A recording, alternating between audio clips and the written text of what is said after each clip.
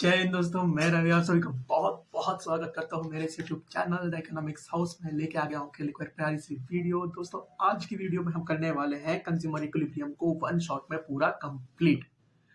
Video start करने से पहले दोस्तों आप मुझे ये बताओ, क्या आपके साथ भी ऐसा होता है कि आप शादी पार्टी में जाते हो, आप सोच के आते हो बहुत खाऊंगा, लेकिन थोड़ा सा खाने के बाद आपको खाना देखने के बाद में मन नहीं करता। अगर आपके साथ ऐसा होता है तो आपको आधी चीजें तो पता है, बस ये होता क्यों है इसको हम टेक्निकल नाम दे देंगे और इस चैप्टर के अंदर हम यही पढ़ेंगे भाई साहब, कंज्यूमर बिहेव कैसे करता है। मैंने आपको पहले ही बताया था कि कंज्यूमर इक्विलिब्रियम एंड इकोनॉमिक्स के अंदर ये पढ़ते हैं कि एक्चुअली में लोगों का बिहेवियर कैसा है। इकोनॉमिक एक बिहेवियरल साइंस है कि लोग चीजों के ऊपर कैसे रिएक्ट करते हैं माइक्रो इकोनॉमिक्स के अंदर। ठीक है, तो बिना टाइम वेस्ट के चलिए वीडियो को शुरू करते हैं।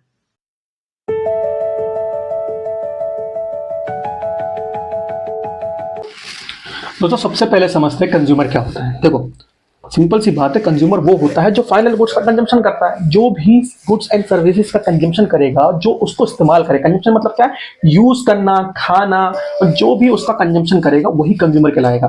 दोस्तों एक वर्ड और होता है जिसको हम वो क्या बोलते हैं, कस्टमर। कस्टमर दोस्तों, कस्टमर कौन होता है? कस्टमर वो होता है दोस्तों जो सिर्फ बाय करता है। जरूर नहीं है जो कस्टमर हो वही कंज्यूमर हो। कस्टमर कंज्यूमर हो भी सकता है और नहीं भी। अगर कोई कस्टमर खरीद के उसका कंजम्पशन कर ले तो वो कंज्यूमर भी कहलाएगा, कस्टमर भी। लेकिन अगर कोई कस्टमर सिर्फ खरीदता है तो वो सिर्फ कस्टमर कहलाएगा, कंज्यूमर नहीं कहलाएगा। ठीक है, दोनों में डिफरेंस पता होना चाहिए। हु इज कंज्यूमर हमने देख लिया। इसके बाद है यूटिलिटी। यूटिलिटी क्या होती है दोस्तों? किसी चीज से मिलने वाले सेटिस्फैक्शन को किस टर्म में नापा जाता है उसको हम क्या बोलते हैं, यूटिलिटी मिलते हैं। अच्छा, अगर मेरे को बर्गर खाने से मेरे को क्या मिल रही है, सेटिस्फैक्शन मिल रही है, तो उसको क्या बोलूंगा, कितनी यूटिलिटी मिल रही है, इसके अंदर कितनी यूटिलिटी देने की ताकत है। तो किसी टर्म को अगर सेटिस्फैक्शन को किसी टर्म में नापा जाता तो किस में नापा जाता है, यूटिलिटी में। ठीक है, तो इसको आप सिंपल भाषा में ये भी कह सकते हो कि जो हमारी सेटिस्फैक्शन होती है ना उसी को हम यूटिलिटी बोलते हैं। बस इतना क्लियर रखो, आराम से याद हो जाएगा। ठीक है, अब यूटिलिटी एनालिसिस। हमारे पास ना दो तरीके की यूटिलिटी एनालिसिस है। देखो, एक होती है ऐसी यूटिलिटी जिसमें हम क्या करते हैं, किसी से मिलने वाली सेटिस्फैक्शन या यूटिलिटी है तो उसको हम नंबर दे देते हैं कि भाई मैंने बर्गर खाया, मुझे इतनी सेटिस्फैक्शन मिल रही है, मुझे इतनी यूटिलिटी मिल रही है। मान लो मैंने बर्गर खाया, मैंने बोला 10 यूटिलिटी मिल रही है, अरे नंबर दे दिया। हाँ, ये होता है हमारा कार्डिनल एनालिसिस और इसको देने वाले शख्स का नाम क्या है, अल्फ्रेड मार्शल। और दूसरे जो हमारे शख्स हैं उनका नाम क्या है, J.R. हिक्स, जिन्होंने ये बोला कि भाई ये पॉसिबल ही नहीं है कि किसी चीज से सेटिस्फैक्शन मिल रही है तो उसको हम क्या दे दें, नंबर दे दें। तो नंबर देना पॉसिबल नहीं। और ये बात क्या है, 100% सही है भाई साहब, कि हम किसी चीज से सेटिस्फैक्शन मिलती है तो उसको नंबर कैसे दे सकते हैं भाई साहब, कैसे दे सकते हैं? हम ये बोल सकते हैं कि किसी चीज से अगर सेटिस्फैक्शन मिली तो उसको कंपेयर कर सकते हैं। जैसे मान लो मैंने बोला बर्गर, लेकिन बर्गर से ज्यादा मुझे पिज्जा खाने में मजा आता, तो पिज्जा मेरा क्या है, ज्यादा ऊपर है और बर्गर क्या उसके नीचे है। तो हम रैंकिंग दे सकते हैं, लेकिन ये नहीं बोल सकते कि कितने यूटिलिटी मिली, हम ये नहीं बता सकते कि ये फीलिंग है और फीलिंग को नंबर में नापना इम्पॉसिबल है। ठीक है, तो कार्डिनल एनालिसिस किसने दिया दोस्तों, अल्फ्रेड मार्शल ने। इसके अंदर हम क्या करते हैं, यूटिलिटी को मेजर करते हैं किसमें, इमेजिनरी यूनिट्स में। ठीक है, और जो कार्डिनल एनालिसिस है इसके अंदर यूटिलिटी को किसमें नापते हैं, यूटिल्स में नापते हैं। यूटिल्स में। सर यूटिल्स क्या है? अरे यूटिल्स क्या होती है, जैसे हमारी डिस्टेंस की ऐसा यूनिट क्या होती है, मीटर होती है, किलोमीटर होती है, वैसे यूटिलिटी की ऐसा यूनिट होती है, उसको बोलते हैं हम यूटिल्स। क्या बोलते हैं, यूटिल्स। ठीक है, अब ऑर्डिनल एनालिसिस के अंदर हम क्या करते हैं, ऑर्डिनल एनालिसिस के अंदर हम यूटिलिटी को इसमें नापते हैं दोस्तों, इसके अंदर हम कंपेयर करते हैं, रैंक देते हैं। क्या करते हैं, कंपेयर। अब इसके अंदर हमें पढ़ना law of diminishing marginal utility law पढ़ने, और इसके अंदर क्या पढ़ेंगे, इंडिफरेंस कर्व। ठीक है, तो हमारे पास यूटिलिटी एनालिसिस दो तरीके से, हम कंज्यूमर इक्विलिब्रियम को दो तरीके से समझेंगे। एक तो समझेंगे यूटिलिटी एनालिसिस से और दूसरा समझेंगे इंडिफरेंस कर्व एनालिसिस से। ठीक है, चलो बढ़ते हैं सबसे पहले यूटिलिटी पढ़ने। ठीक है, यूटिलिटी हमने पता कर लिया कि भाई साहब यूटिलिटी क्या होती है, किसी गुड से मिलने वाली सेटिस्फैक्शन को ही हम किस टर्म में नापते हैं, यूटिलिटी के टर्म में नापते हैं। अब देखो, अगर मैं एक से ज्यादा कंजम्पशन कर रहा हूँ, एक से ज्यादा गुड्स का कंजम्पशन कर रहा हूँ, जैसे मान लो मैंने 5 बर्गर खाया, तो ये 5 बर्गर खाने से क्या मुझे सेम सेटिस्फैक्शन मिलेगा? वो आप बोलोगे नहीं सर, तो सेटिस्फैक्शन कैसे मिलेगा? सर पहले बर्गर खाने से जब आप भूखे तो बहुत मजा आएगा, दूसरे से और मजा आएगा, मतलब दूसरे से मजा आएगा लेकिन उससे थोड़ा कम आएगा पहला से। लेकिन जैसे जैसे आप बर्गर से कंजम्पशन करोगे वैसे वैसे उसकी यूटिलिटी क्या होती जाएगी दोस्तों, कम होती चली जाएगी। क्या एक समय ऐसा भी आ सकता है जिससे मुझे बर्गर से नफरत होने लग जाए? हाँ, अगर आप लगातार कंजम्पशन करोगे तो उससे नफरत भी हो जाएगी। तो दोस्तों मार्जिनल यूटिलिटी क्या होते हैं, पर यूनिट कंजम्पशन से मिलने वाली जो सेटिस्फैक्शन होती है, यूटिलिटी होती है, उसको बोलते हैं मार्जिनल यूटिलिटी। ठीक है, marginal utility is the additional satisfaction of consumer gets consuming one more commodity. Simple. देखो फॉर्मूला क्या है, फॉर्मूला होता है mu is equal to TUN minus TUN minus. देखो जैसे मान लो मैंने बोला बर्गर, तो जब मैं एक बर्गर खा रहा हूँ तो मुझे कितनी सेटिस्फेक्शन मिली दोस्तों, 10 यूनिट की। जब मैं 2 बर्गर खा रहा हूँ तो कितनी मिल रही है दोस्तों, 8 यूनिट की। 3 खा रहा हूँ तो कितनी मिल रही है, 6 की। 4 खा रहा हूँ तो कितनी मिल रही है, 4 की। तो हर बर्गर पे अलग अलग सेटिस्फेक्शन मिल रही है। तो सर अगर मैं बोलूं कि मुझे टोटल कंजम्पशन करने पे कितनी सेटिस्फेक्शन मिली, तो उसे क्या बोलेंगे, उसे बोलेंगे दोस्तों टोटल यूटिलिटी। टोटल यूटिलिटी क्या हो गया, टोटल गुड्स का कंजम्पशन करने के बाद मुझे कितनी सेटिस्फेक्शन लास्ट में मिली, तो उसे बोलेंगे हम टोटल यूटिलिटी। जैसे जब मैं सिर्फ एक बार कंजम्पशन कर रहा था तो टोटल 10 थी, लेकिन जैसे 1 और 2 यानी कि जब दूसरा करा तो टोटल कितनी हो गई, 8, क्योंकि पहले से 10 मिली, दूसरे से कितनी मिली, 8। तीसरी कितनी जाएगी दोस्तों, तीसरी से कंजम्पशन करते हैं, तीसरी वाली कंजम्पशन कितनी होगी, 6। तो यानी कि आप कितने हो गए, 24। और ऐसे ही करते करते जब मैं सारी के सारी कंजम्पशन कर लूंगा और इन सबको जोड़ दूंगा तो दोस्तों क्या हो जाएगा, ये इसको बोलेंगे हम टोटल यूटिलिटी। इसको क्या बोलेंगे, टोटल यूटिलिटी। और लास्ट में आपने देखा कि जैसे मार्जिनल यूटिलिटी जीरो भी हो गई, नेगेटिव भी हो गई, यानी कि ऐसे ऐसे कंडीशन भी आती है कि हमारी एमयू क्या होती है, जीरो भी हो जाती है, नेगेटिव हो जाती है। जीरो का मतलब क्या हो गया, अब कंजम्पशन नहीं करना। नेगेटिव का मतलब क्या होगा कि अब मुझे नफरत हो गई, यानी कि एकदम उल्टा हो गया, पसंद नहीं आ रहा, उल्टा सेटिस्फेक्शन नहीं मिली, डिससेटिस्फेक्शन हो रहा है। क्या हो रहा है, डिससेटिस्फेक्शन। ठीक है। अब जिस तरीके से हमारा मार्जिनल यूटिलिटी लगातार गिर रहा है, तो इसका कर्व भी कहां से गिर रहा है, लगातार गिर रहा है, लगातार गिर रहा है। और लगातार क्या होता है, स्ट्रेट लाइन में गिरता है ना। हमारा नेगेटिव भी होता है ये, और ये क्या होता है, जीरो भी हो जाता है। ठीक है। जब ये पॉजिटिव रहता है तो हमारा टीयू क्या होता है, बढ़ता रहता है, लेकिन जब हमारा नेगेटिव हो गया तो हमारा टीयू क्या है, लगातार गिरने लग गया। और इन्हीं दोनों को हम बोलते हैं relationship between TU and MU. ठीक है। हम देखते हैं relationship between TU and MU. सबसे पहले समझते हैं law of diminishing marginal utility क्या होता है दोस्तों।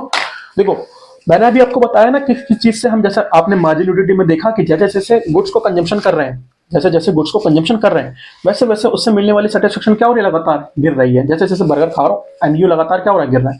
तो law of diminishing marginal utility का मतलब है डिमिनिशिंग, डिमिनिशिंग मतलब घटना।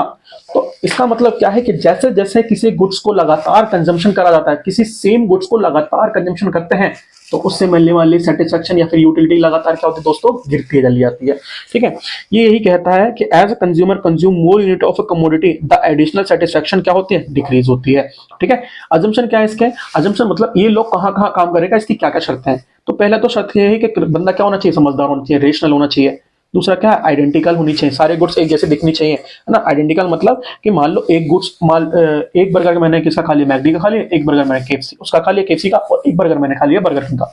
अब तीनों बर्गर अलग अलग खाए लेकिन सेम टाइम पे खाए, लेकिन तीनों बर्गर अलग अलग है। मान लो मैंने केएफसी का खाया, खास पसंद नहीं आया, लेकिन अगर मैं बर्गर किंग का उसके बाद खाऊंगा तो मुझे तो यूटिलिटी ज्यादा मिलेगी क्योंकि वो ज्यादा अच्छा लग रहा है। ठीक है।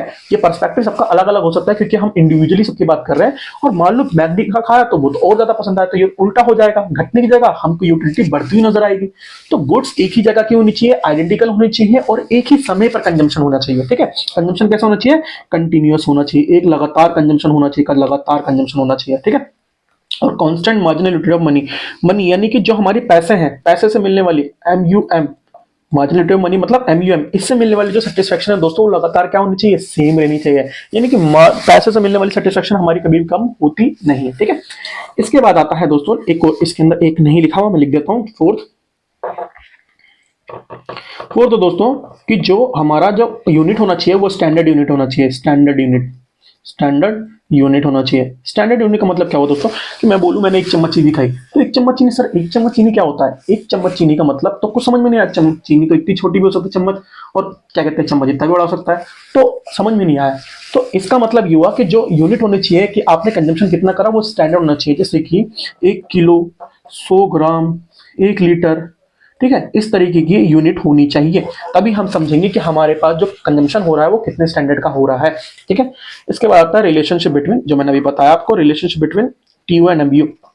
तो जैसे आपने देखा जैसे जैसे टीयू लगातार गिरता चला जाता है ना, और जीरो भी होता है, मैक्सिमम होता है, उसी के हिसाब से जो हमारा एमयू लगातार गिरता चला जाता है, और जीरो भी होता है, नेगेटिव होता है, और उसी के हिसाब से हमारा टीयू क्या है, रिएक्ट करता है। अब जैसे जैसे एमयू लगातार गिर रहा है, गिर रहा है, गिर रहा है, देखो टीयू बढ़ रहा है, बट ये टीयू की शेप देखो, आप टीयू की शेप देखो, ये देखो अंदर की तरफ बढ़ रहा है, अंदर की तरफ। इकोनॉमिक्स के अंदर दोस्तों, इकोनॉमिक्स के अंदर कोई भी कर्व हो, कोई भी कर्व हो, अगर वो अंदर की तरफ बढ़ता है ना, और दूसरा शेप कैसा हो सकता है, ऐसे हो सकता है, तीसरा कैसा हो सकता है, ऐसे हो सकता है। ये 3 केस हैं। अगर कोई भी कर्व अंदर की तरफ बढ़ता है दोस्तों, इसका रेट कैसा होता है, डिक्रीजिंग होता है। कैसा होता है, डिक्रीजिंग।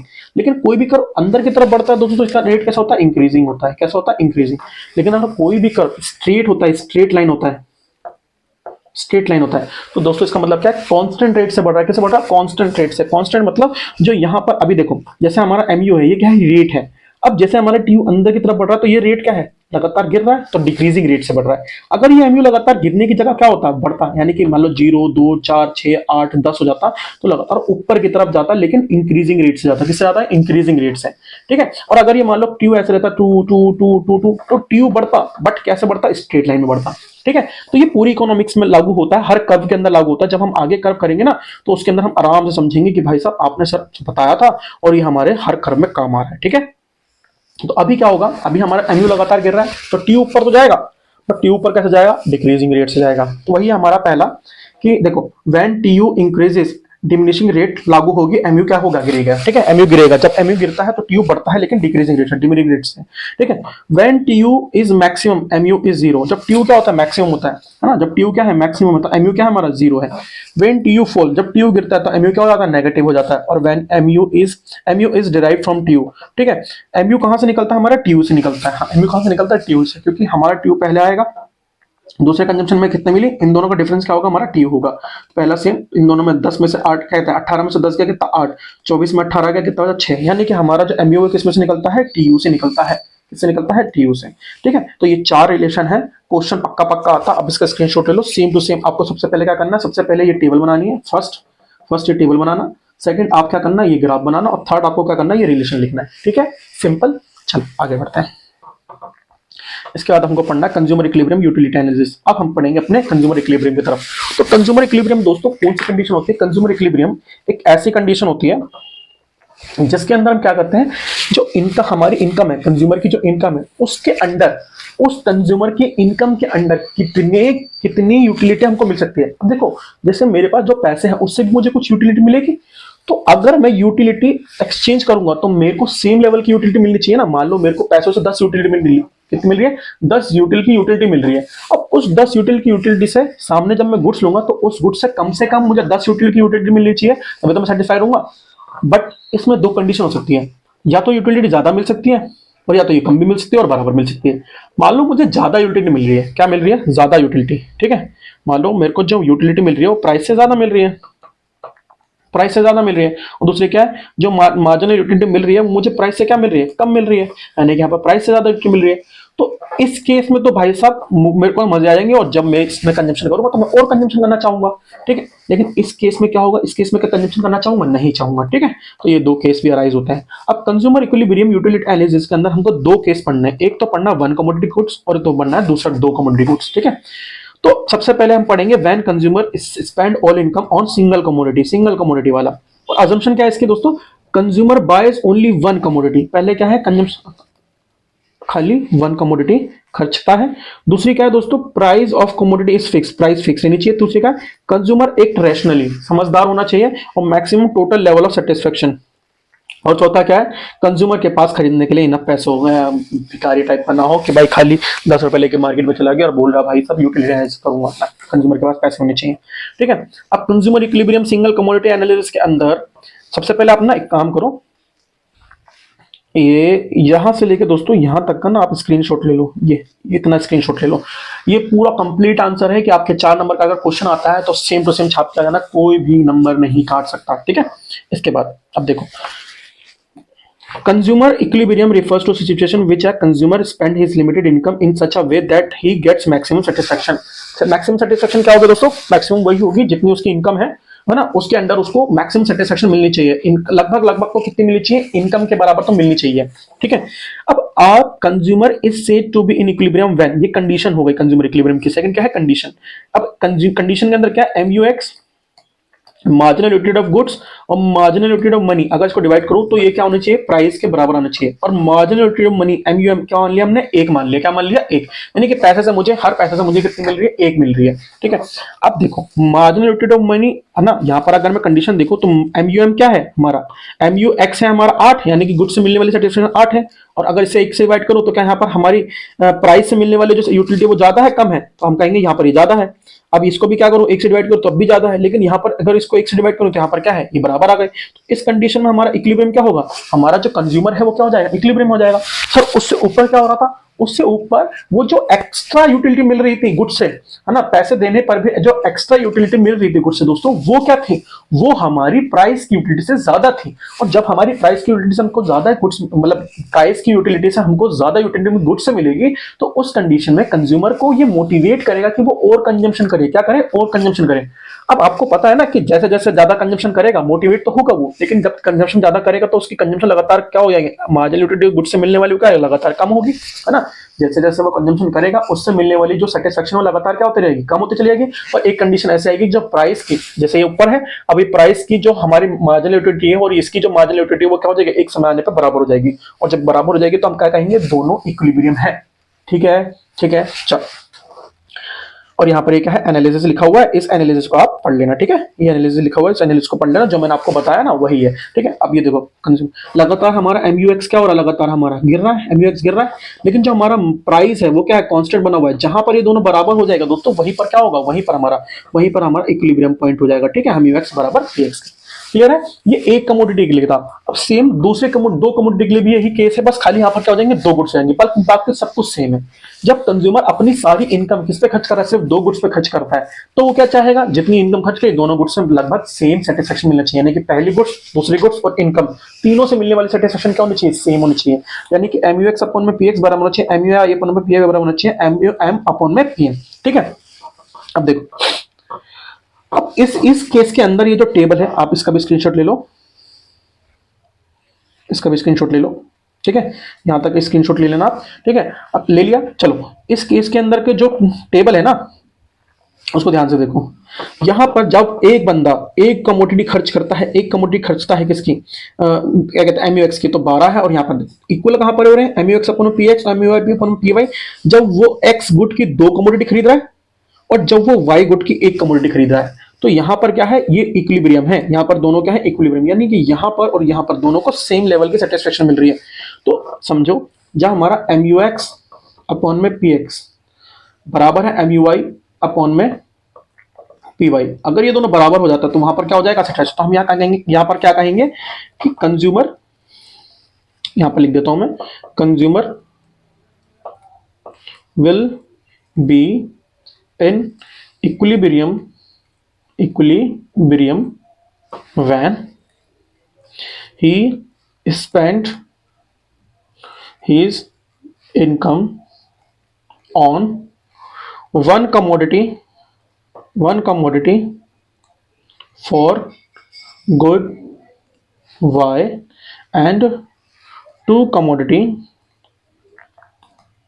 for good X। बस इतना आप इसके बाद में एक वो लिख दीजिएगा और हमारा क्या हो जाएगा, क्वेश्चन कंप्लीट। ठीक है, अब मैं ग्राफ दिखा देता हूं। देखो, ये मार्जिनल यूटिलिटी ऑफ X आपको पता लगातार गिरती रहती है, और ये जो हमारी मार्जिनल यूटिलिटी ऑफ Y है, ये दूसरी तरफ से दिखाया गया।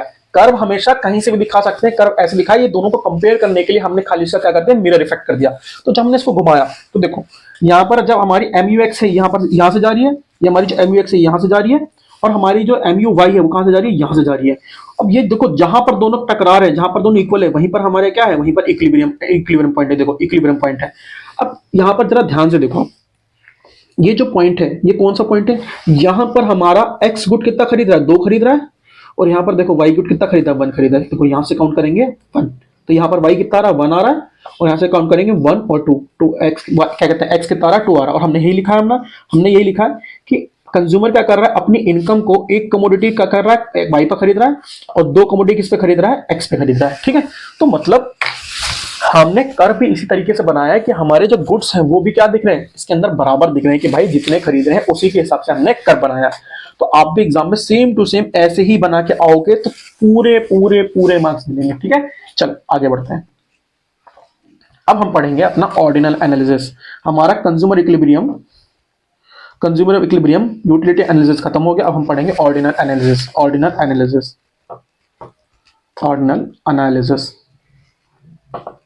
ठीक है, अब देखो, ऑर्डिनल एनालिसिस के अंदर हमको क्या देखना है, हमको देखना इंडिफरेंस कर्व। देखो, इंडिफरेंस कर्व क्या होता है दोस्तों, इंडिफरेंस कर्व का मतलब होता है ऐसा कर्व जो कि ना एक कंज्यूमर के द्वारा खरीदे जाने वाले ऐसे बंडलों को दिखाता है कि जो हर लेवल पर ना सेम सेटिस्फेक्शन देते हैं। है ना। इसका नाम में क्या लिखा देखो तो इनडिफरेंस। इनडिफरेंस का मतलब ऐसे बंडल जिनके बीच में ना कंज्यूमर डिफरेंस ना कर पाए कि मैं कौन सा खरीदूं, क्योंकि हर बंडल क्या देगा, सेम सेटिस्फेक्शन देगा। क्या देगा, सेम सेटिस्फेक्शन देगा। तो it shows the various combination of two goods which gives the same level of satisfaction to the consumer, जो कंज्यूमर को सेम लेवल की सेटिस्फेक्शन देता है एट एवरी पॉइंट, हर पॉइंट पर सेम लेवल की सेटिस्फेक्शन देता है। ठीक है, तो देखो जैसे ये यहां पर भी सेम सेटिस्फेक्शन देगा, यहां पर भी सेम देगा, यहां पर भी देगा, यहां पर भी देगा, यहां पर भी देगा, यहां भी देगा, यहां भी देगा। तो इंडिफरेंस का कौन सा कब हो गया, ऐसे गुड्स, ऐसे ऐसे बंडल को दिखाता है गुड्स के जो एक कंज्यूमर को सेम लेवल की सेटिस्फेक्शन देते हैं। सिंपल बात खत्म। ठीक है, अब देखो प्रॉपर्टीज होती है हमारे पर किसकी, इंडिफरेंस का भी। इससे पहले देखो, इससे पहले देखो, देखो जो हमारा, जैसे मान लो मैंने एक गुड खरीदा, मान लो ये दोनों दोनों गुड्स हैं। अब यहां पर ये जो गुड्स है, एक एक्स का और 12 वाई का, तो ये क्या हो गया, एक बंडल हो गया। क्या हो गया, ये एक बंडल हो गया। इसी तरीके से ये दो आठ क्या कहते हैं, 2 एक्स के और 8 वाई के, ये भी क्या दूसरा बंडल। तो देखो जिस तरीके से ये बंडल डिवाइडेड है, ये ऐसे डिवाइडेड है कि ये हर हर कंज्यूमर को हर बंडल में सेम सेटिस्फेक्शन मिल रही है, यानी कि सेटिस्फेक्शन के सब में सेम लेवल है। किसी में भी ऐसा नहीं है कि उसको ज्यादा मिल रही है, किसी में भी ऐसा नहीं है उसको कम मिल रही हो। क्या आपको ये बात क्लियर हुई, आपको ये बात क्लियर हुई? ठीक है, चलो अब हमारे पास ना आईसी कर्व के ना टोटल, मतलब टोटल ना 5 वो होते हैं, कैरेक्टरिस्टिक्स होते हैं, और वो बहुत मेहनत पेपर में पूछ लेता है। सबसे पहले क्या है दोस्तों, सबसे पहले यही है कि हमारा जो आईसी होता है ना, वो डाउनवर्ड स्लोपिंग होता है। क्या होता है, डाउनवर्ड, डाउनवर्ड। अब मैंने जब आपको पीपीसी कराया था पिछले क्लास में, मैंने आपको क्या बताया था, इकोनॉमिक्स में कोई भी कर्व अगर नीचे की तरफ जा रहा हो, चाहे ऐसे जाए, चाहे ऐसे जाए, चाहे ऐसे जाए, कैसे भी जाए, कोई भी कर्व जाए दोस्तों, उनके एक्स एक्सिस और वाई एक्सिस के बीच में जो भी वेरिएबल्स होंगे उनके बीच में कैसा रिलेशन होगा, नेगेटिव। अब यहाँ पर एक्स और वाई एक्सिस पे कौन से वेरिएबल है, गुड्स दिखा रहा है, एक्स और वाई एक्सिस पे क्या दिखा रहा है, गुड्स। यहाँ पर एक्स गुड दिखाता है, यहाँ पर वाई गुड्स। तो एक्स और वाई गुड्स के बीच में दोस्तों कैसा रिलेशन होगा, इन दोनों के बीच में नेगेटिव रिलेशन होगा। कैसा रिलेशन होगा, नेगेटिव। तो हमारा आईसी कर्व जो डाउनवर्ड स्लोपिंग होता है वो किससे होता है, because there is a negative relationship between X and Y, है ना। when we increase 1 unit of x good then we have to sacrifice in the unit of y goods। ठीक है, सिंपल। दूसरा है indifference curve can not cross each other, यानी कि एक दूसरे को काट नहीं सकता। इंडिफरेंस कर्व दोनों एक दूसरे को काट नहीं सकता। इस तरीके से ये जैसा हमारा इंडिफरेंस कर्व है, तो ये दूसरा इंडिफरेंस कर्व इसके ऊपर से नहीं जाएगा, कभी भी इसके ऊपर से नहीं जाएगा। समझ में आया, इस तरीके से कभी नहीं बन सकता। समझा, मैं एक बार सही से बना के दिखाता हूं, ऐसे और ऐसे, ध्यान नोटिंग कर रहा है भाई। ऐसे कभी भी चल नहीं सकता।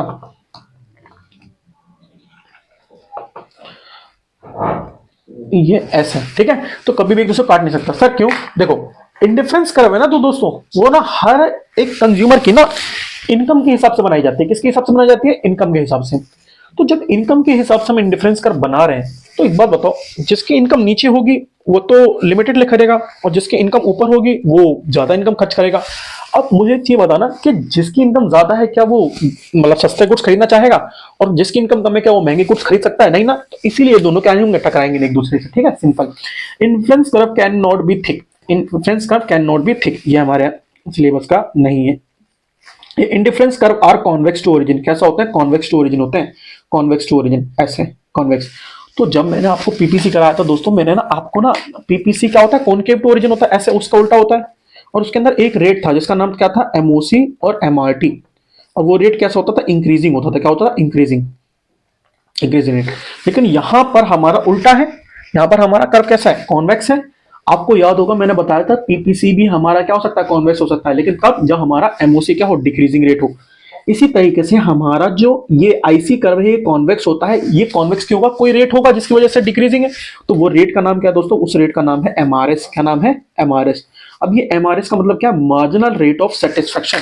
मार्जिनल रेट ऑफ सेटिस्फेक्शन क्या दिखाता दोस्तों, कि पहली यूनिट के जो क्या कहते हैं, पहली यूनिट के एक यूनिट एक्स्ट्रा पाने के लिए वो दूसरी यूनिट में कितना सेक्रीफाइस करने को तैयार है ना, कितना सेक्रीफाइस करने को तैयार है। ठीक है, जैसे कि मान लो इसने एक गुड्स बढ़ा दी, किसका, एक यूनिट बढ़ा दी, किसका, एक्स का। तो एक यूनिट बढ़ाने के लिए बोलता है मेरे पास वाई तो बहुत सारे हैं, और मैं इसके क्या कर सकता हूं, 4 यूनिट को सेक्रीफाइस कर सकता हूं। बट उसके बाद जैसे उसने क्या करा, जैसे उसने एक गुड्स फिर से एक्स का बढ़ाया, तो कहता भाई मैंने पहले तो 3 का 4 कर लिया, अब तो 8 ही बचे हैं, चलो भाई 3 कर देता हूँ, 3 से ज्यादा नहीं करूंगा। ठीक है, फिर एक गुड बढ़ाता, कहता भाई अब तो ज्यादा हो रहा है, ये फिर क्या करेगा, इसमें से भी 2 कर देगा। तो जैसे जैसे पहले गुड्स को बढ़ाएगा, अब पहले गुड्स बढ़ाता चला जाएगा, तो उससे मिलने वाली सेटिस्फेक्शन क्या होगी, कम होगी। तो दूसरे गुड से मिलने वाली सेटिस्फेक्शन क्या होगी, उसको सेक्रीफाइस करने के लिए बंदा हिचकिचाएगा, और हिचकिचाते हुए उसका जो रेट है वो क्या हो जाएगा, कम हो जाएगा, यानी डिक्रीज हो जाएगा, यानी कि जो सेक्रीफाइस रेट है वो क्या हो जाएगा, कम हो जाएगा, सब्स्टिट्यूशन रेट है वो क्या हो जाएगा, कम हो जाएगा। तो यही रेट है एमआरएस जो है वो क्या शो करता है, this shows the amount of product of Y, है ना, a consumer would be prepare to give up for another unit of B and still maintain the same utility. मतलब सेक्रीफाइस करने के बाद भी जब वो क्या करता है, अपने बंडल को देखता है तो उस बंडल से सेम लेवल की सेटिस्फेक्शन मिलती है। इतना ही सेक्रीफाइस करेगा जितने में उसकी यूटिलिटी जो है वो कम ना हो, ठीक है। इसीलिए जो हमारा क्या कहते हैं, हमारा जो इंडिफरेंस कर्व होता है वो क्या होता है, वो हमारा कॉन्वेक्स टू ओरिजिन होता है। क्या होता है, convex to origin. Indifference curve are convex to origin. क्या होता है, due to decreasing rate of MRS. किसके कारण होता है दोस्तों, डिक्रीजिंग रेट ऑफ एमआरएस। याद रहेगा, डिक्रीजिंग रेट ऑफ एमआरएस। इसके बाद आता है higher indifference curve represent higher level of satisfaction. मैंने अभी आपको बताया इनकम के हिसाब से होता है, तो जिसकी इनकम कम है तो उसकी सेटिस्फेक्शन कम, जिसकी ज्यादा हो जाएगी, जैसे बढ़ती बढ़ती चली जाएगी, उसकी सेटिस्फेक्शन क्या होगी, ज्यादा होगी। और indifference curve are never intersect axis. Axis को कभी टच नहीं करते दोस्तों, क्योंकि एक बात बताओ, आपका कोई ऐसा बंडल हो सकता है क्या, आपने दो गुड्स चूज करें, अब आप उन दो गुड्स में कोई ऐसा गुड्स चूज करोगे जो कि जीरो हो, है ना। मान लो मैं कोल्ड ड्रिंक और समोसे का ना कॉम्बिनेशन बनाता हूँ, तो क्या मेरा कोई एक ऐसा गुड्स ऐसा बंडल होगा जिसके अंदर मेरे को कोल्ड ड्रिंक 0 लेनी पड़े और समोसा मैंने 10 ले लिया और मुझे सेम लेवल का सेटिस्फेक्शन देंगे, नहीं। एटलीस्ट तो एक ना एक तो लूंगा ना, एटलीस्ट कितना लूंगा, एक तो लूंगा ना, एक ना एक तो लूंगा ना, भले मुझे दूसरे गुड्स में क्या करना पड़े, सेक्रीफाइस करना पड़े, तो एक ना एक तो लूंगा। तो इसीलिए हमारा जो क्या कहते हैं आईसी होता है वो एक्सिस को टच नहीं करता, क्योंकि एक्सिस को टच करने का मतलब क्या हो दोस्तों, कि यहां पर ना, जैसे मान लो एक्स वाई एक्सिस पे हमारा जो एक्स होगा वो क्या होगा, जीरो होगा, ठीक है। और हमारा एक्स एक्सिस है, यहां पर हमारा एक्स कुछ ना कुछ होगा लेकिन वाई जीरो होगा। अगर हमारा एक्सिस पर टच करेगा यानी कि गुड्स का होगा जीरो, और कोई भी हमारा जो आईसी कर्व है, कोई भी आईसी कर्व कभी भी कोई भी गुड्स जीरो शो नहीं करता, कोई भी गुड्स जीरो नहीं हो सकता। तो इसका आंसर क्या लिखोगे कि IC never touch axis because there is no such bundle which shows zero level of output. Zero level का मतलब जो भी कंजम्पशन कर रहा है कंज्यूमर वो जीरो नहीं हो सकता। कोई ना कोई गुड कम से कम मिनिमम कितनी होनी चाहिए, एक होनी चाहिए, जीरो कभी नहीं होगी, ठीक है। चलो आगे देखते हैं। हमारे पास ये 5 थे, ये 5 हमने कर लिए। इसके बाद आता है दोस्तों हमारे पास नेक्स्ट का नाम क्या है, monotonic preference. Monotonic preference, monotonic preference. तो देख दोस्तों, हमारे जो आईसी कर्व के अंदर है ना, मोनोटोनिक प्रेफरेंस लागू होती है। मान लो मोनोटोनिक प्रेफरेंस का मतलब क्या हुआ कि ना, कंज्यूमर हमेशा उस बंडल को चूज करेगा, हमेशा। जैसे बहुत सारे बंडल है, तो कंज्यूमर उस बंडल को चूज करेगा जिसके अंदर पिछले, मान लो एक बंडल है जिसके अंदर 5 चॉकलेट है ना, और क्या कहते हैं 5 चॉकलेट हैं और 4 फ्रूट हुए, ठीक है। 5 चॉकलेट 4 फ्रूटी, और एक बंडल है जिसमें 5 चॉकलेट और 6 फ्रूटी है। तो दोस्तों जो कंज्यूमर होगा वो किसको चूज करेगा, इसको चूज करने की जगह इसको चूज करेगा जिसके अंदर ज्यादा गुड्स हैं, ज्यादा अमाउंट है, ठीक है। तो monotonic preference means that a rational consumer always prefer more of goods as it offers the consumer a higher level of satisfaction, क्योंकि इसको क्या देगा, हायर लेवल की सेटिस्फेक्शन देगा। इसको ऐसा बोल सकते हो कि कुछ ना से कुछ तो सही, ठीक है, कुछ ना से कुछ सही। तो हमेशा कंज्यूमर उसको चूज करेगा जिसके अंदर कुछ ना कुछ एक्स्ट्रा हो, है ना, पिछली वाली गुड्स को घटाए बिना सामने वाली गुड्स में एक्स्ट्रा मिल जाए, तो इससे ज्यादा बेहतर क्या होगा किसी कंज्यूमर के लिए, और कंज्यूमर हमेशा उसको ही चूज करेगा, ठीक है। मोनोटोनिक प्रेफरेंस क्या शो करता है, ये शो करता है कि कोई भी कंज्यूमर होगा वो मोर गुड्स को चूज करना चाहेगा, है ना, अपनी यूटिलिटी को ज्यादा बढ़ाने के लिए, क्योंकि ज्यादा गुड्स मतलब ज्यादा लेवल ऑफ सेटिस्फेक्शन, ठीक है। इसके बाद हम पढ़ते हैं बजट लाइन। तो दोस्तों बजट लाइन क्या होता है, बजट लाइन का मतलब होता है एक ऐसी लाइन जो शो करता है आपकी इनकम के अंदर आप कितनी तरीके से गुड्स को खरीद सकते हो, ठीक है। एग्जांपल लो, एग्जांपल ये रखा है क्या, एग्जांपल नहीं रखा, कोई नहीं। मान लो आपके पास 100 रुपए है, 100 रुपए है, ठीक है। अब इन 100 रुपए में ना आप दो चीज खरीदना लो, पढ़ लो थोड़ा सा, कॉपी खरीद लो, कॉपी, और एक पेन खरीद लो। अब पेन जो है ना वो 5 रुपए का है, 5 रुपए का, और कॉपी कितने की, 10 रुपए की है, ठीक है। अब देखो अगर मैं सारे पैसे कॉपी पे खर्च कर दूं तो कॉपी कितनी खरीद पाऊंगा, 10। तो पेन कितना बचेगा, पेन तो सर 0 आएंगे। सिंपल सी बात है, बजट है, पैसे क्या है, रिसोर्स लिमिटेड है। अगर आप सारे पैसे कॉपी पे खर्च कर दो तो पेन कितने आएंगे, 0, ठीक है। इसके बाद मान लो आपने एक कॉपी कम कर दी, 9 कर दी, तो आप पेन कितने खरीद पाओगे, 2। आपने एक और कॉपी कम कर दी, है ना, कितनी कम कर दी, 9 से 8 कर दी, तो पेन कितने आ जाएंगे, पेन आ जाएंगे हमारे पास 4, 8 से, तो ये कितने हो जाएंगे, 4। और ऐसे ही करते करते दोस्तों, सेकंड, ऐसे करते करते हमारा जो ये हमारा 7 हो जाएगा, ये 6 हो जाएगा, 5 हो जाएगा, 4 3 2 और ये एक लास्ट में कितना हो जाएगा, लास्ट में मैं यहाँ पर लास्ट में बना देता हूँ सीधा, हेलो, 4 3 और 2 और ये 0, ठीक है, ये मान लेता हूँ मैं। तो यहाँ पर ये कितना बढ़ता चला जाएगा दोस्तों, ये हो जाएगा हमारा 6, ये हो जाएगा 8, ये हो जाएगा 10 12 14 16 और लास्ट में सीधा कितना, जब ये 0, तो 0 यानी कि हम कॉपी में 0 रुपए खर्च कर रहे हैं, तो हमको पेन कितने मिले, सारे पैसे पेन पे खर्च करेंगे, और 5 रुपए का पेन है, 20 रुपए के अंदर कितने आ जाएंगे, 5 आ जाएंगे। ठीक है, तो ये सारे बंडल क्या शो कर रहा है दोस्तों, ये सारे के सारे बंडल वो शो कर रहा है कि एक बंदा अपनी इनकम के अंदर कितने तरीके से गुड्स को खरीद सकता है, तो ये सारे वो शो कर रहा है। तो बजट लाइन क्या शो करती है, budget line shows the combination of two product that a consumer can afford to buy with a given income using all their variable available budget, है ना। तो हमारा जो बजट लाइन होता है, बजट लाइन क्या शो करता है, it shows the various combination of goods which a consumer can purchase under his given income, which आप कंज्यूमर कैन परचेज। ठीक है, तो बजट लाइन सर इंडिफरेंस कब से अलग कैसे हुई, तो इंडिफरेंस जब शो करता है various combination of two goods which gives same level of satisfaction, वो satisfaction given दिखाता है। तो यहां पर देखो हमने क्या बताया था, बजट लाइन के अंदर हमारा कोई भी गुड्स के कंजम्पशन दिखाता है कि कितने तरीके से खरीद सकता है, तो इसके इसीलिए हमने एक यहाँ पर एक एक्स्ट्रा कंजम्पशन लिया जिसके अंदर एक गुड्स का है 0 है। तो क्या हमारे इंडिफरेंस करके अंदर जो क्या कहते हैं गुड्स था वो 0 था, कोई कॉम्बिनेशन 0 था नहीं ना, क्योंकि वो सेटिस्फेक्शन दिखा रहा है। क्या ये कंज्यूमर को सेम लेवल सेटिस्फेक्शन देंगे, इनके जैसे नहीं देंगे, लेकिन हमने क्यों बनाया, क्योंकि हम बता रहे हैं कि पॉसिबिलिटी क्या है, क्या क्या खरीद सकता है। इसका मतलब ये थोड़ा ना खरीद ही लेगा, तो बजट लाइन खाली ये बताता है कि क्या क्या खरीद सकता है, और इंडिफरेंस क्या बताता है कि कौन कौन से गुड्स उसको सेम लेवल का सेटिस्फेक्शन दे रहे हैं। ठीक है, अब बजट लाइन क्या होती है दोस्तों, बजट लाइन हमेशा एक स्ट्रेट लाइन में होती है और दोनों एक्सिस को टच करती हैं। स्ट्रेट लाइन होती है, दोनों एक्सिस को क्या करते हैं, टच करते हैं। अब हम पढ़ेंगे बजट लाइन और बजट सेट में डिफरेंस। तो बजट लाइन क्या होता है, बजट लाइन लाइन होती है, बजट सेट क्या होता है, डिफरेंट डिफरेंट पॉसिबल कॉम्बिनेशन होते हैं। जैसे अगर मैं ये बना लूं, हमारे पास 0 और 10, ठीक है, और एक और बना दो 4 और 8, तो ये क्या होगा दोस्तों, ये सेट हो गए, क्या हो गए, सेट, है ना। तो इन्हीं के अंदर हमारी इक्वेशन होती है दोस्तों, एम मतलब क्या हो गया, मनी, पी मतलब क्या होता है, प्राइस ऑफ, मान लो मेरे पास कॉपी है, ठीक है, कॉपी, मैं मान लेता हूँ मनी मेरे पास कितनी इतनी है, ठीक है, कॉपी है, कॉपी की प्राइस क्या थी, price of copy into quantity of copy plus price of pen into quantity of pen.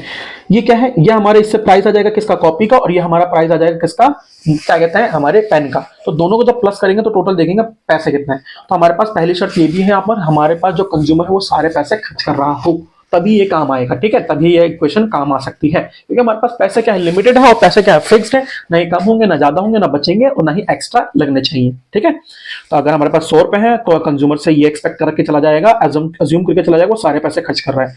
अब जैसे मान लेते हैं यहाँ पर उसने कितनी पेन खरीदे, यहाँ पर देख लेते हैं, यहाँ पर उसने 10 पेन खरीदे, 5 कॉपी खरीदी, तो 10 पेन मतलब 10 पेन मतलब 10 इंटू पेन कितने के रुपए का था, 5 रुपए का, तो 10 पेन खरीदा, कितने कॉपी खरीदा, 5 रुपए का, और इंटू में 5 कॉपी कितने रुपए की, 10 रुपए की, तो कितना हो गया 50, प्लस यहाँ पे कितना हो गया 50, 50 कितना हो गया दोस्तों, 100। ठीक है, तो इस तरीके से हमारी बजट की इक्वेशन बनाता है। बजट की इक्वेशन क्या बोलते हैं, बजट इक्वेशन बोलते हैं। ठीक है, याद रखना, अगर बजट इक्वेशन आता है तो आप इस इक्वेशन को लिख के आ जाना, अगर मेंशन करने के लिए कहता है। ठीक है, बहुत बार पूछ लेता है एग्जाम में। अब बजट लाइन में शिफ्ट और रोटेशन क्या होता है, देखो शिफ्ट और रोटेशन, सबसे पहले देखते हैं रोटेशन, सबसे पहले देखते हैं रोटेशन।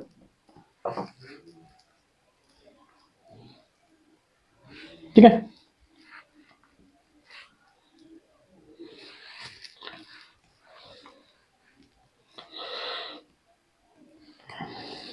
ठीक है,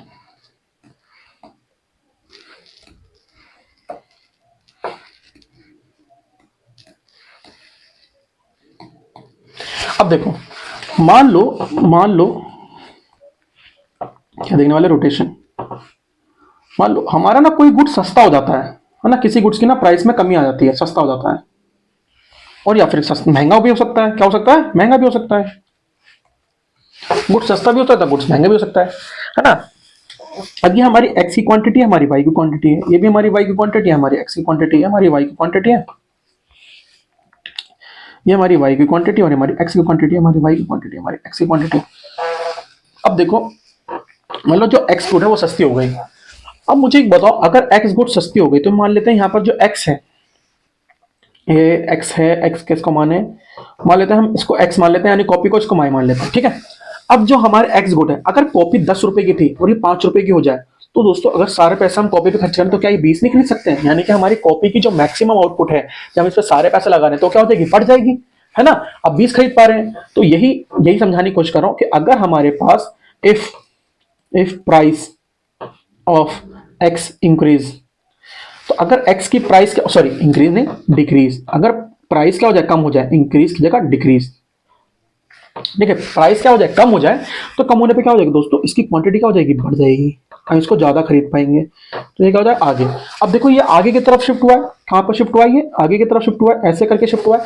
जब ये आगे की तरफ शिफ्ट हुआ, तो देखो अगर मैं इसको ऐसे लेते चला जाऊंगा, ऐसे ऊपर चला जाएगा, तो क्या जा रहा है, घड़ी की उल्टी दिशा में जा रहा है, तो इसे बोलेंगे anti clockwise, rotation eight anti clockwise, anti clock wise rotation. तो यहां पर रोटेशन कैसी हुई है, एंटी क्लॉकवाइज, ठीक है।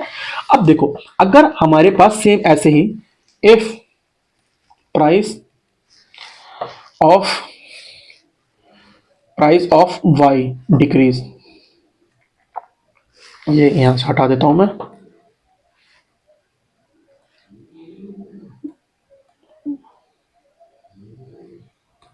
ठीक है। अब हमारी जो वाई गुड्स की उसकी प्राइस में कमी आई, तो जब वाई गुड्स की प्राइस में कमी आएगी दोस्तों, तो क्या हो जाएगा यहाँ पर, तो हमारी वाई गुड्स ज्यादा खरीद सकते हैं, तो यहाँ पर क्या हो जाएगा, यहाँ पर हमारे वाई गुड्स ऊपर की तरफ शिफ्ट हो जाएंगे, ठीक है। ये हमारा वाई यहाँ था, ये हमारा वाई यहाँ पर आ गया, ये ऊपर चला जाएगा, ठीक है। अब देखो ये अगर मैं ऐसे करते जाऊंगा तो ये ऐसे आगे की तरफ चला जाएगा, ऐसे आगे की तरफ जाएगा, तो इसको हम क्या बोलेंगे, रोटेशन इन क्लॉकवाइज, अगर ना रोटेशन इन क्लॉकवाइज, ठीक है। रोटेशन क्या होगा, क्लॉकवाइज की तरफ होगा, ठीक है। चलो इसके बाद अब मान लो हमारे पास एक्स, अब यहाँ ऊपर क्या हो रहा था, प्राइस क्या हो रही थी, कम हो रही थी, अगर प्राइस बढ़े तो क्या होगा, प्राइस इंक्रीज ऑफ एक्स, ठीक है। और इसी तरीके से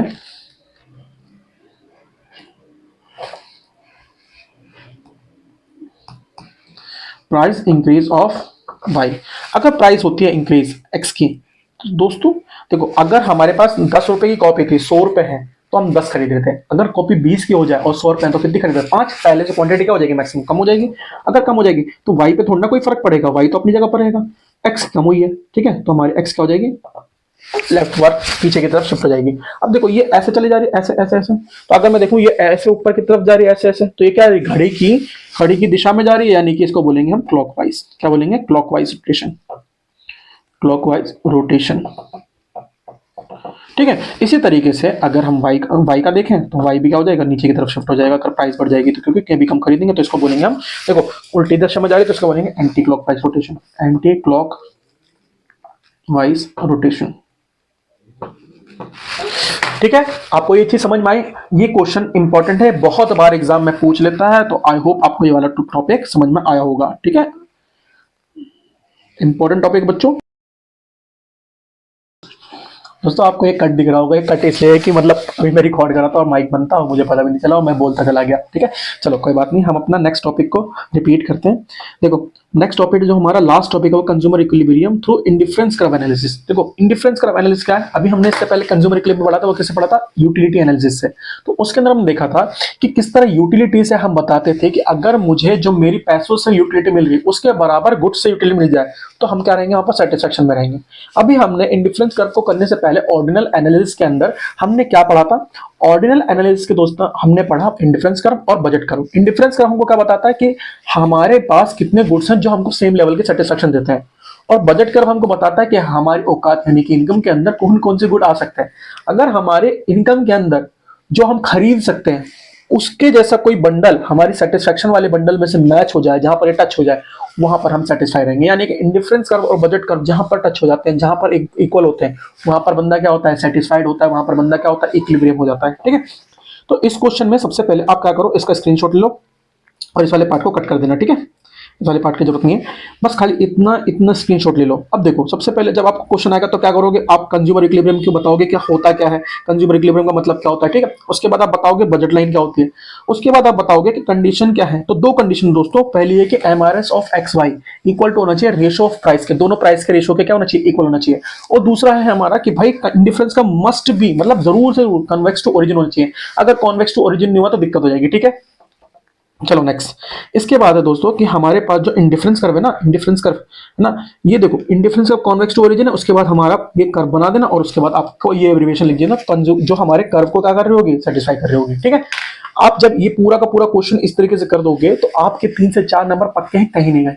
क्लियर, कोई दिक्कत, ठीक है। चलो अब इस वीडियो को यहीं पर खत्म करते हैं। आई होप आपको ये पूरी वीडियो समझ में आई होगी। आप इसको 2-3 बार देख लेना। और आपके लिए इन्फॉर्मेशन है कि अगर आप कॉमर्स से हो तो मैं कुछ दिनों में एक सीरीज चालू करने वाला हूँ शॉर्ट्स की, जिसके अंदर इंपॉर्टेंट क्वेश्चन की लिस्ट डालूंगा, जिसको आपको जरूर से जरूर एग्जाम के लिए करके जाना है, बीएसटी के लिए और इकोनॉमिक्स के लिए, ठीक है।